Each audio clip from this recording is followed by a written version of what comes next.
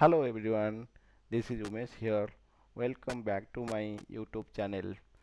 Today is day 11 of our 21-day English speaking challenge.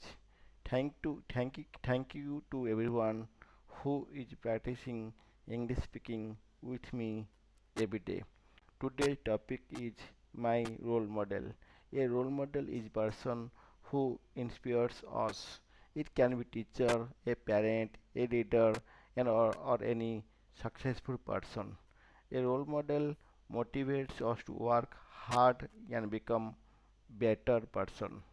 Let me talk about my role model. My role model is someone who works hard and never gives up. I admire people who continue learning and improving themselves. They inspired me to grow in my career and in my life. A good role model teaches us important values like honesty, discipline, and dedication.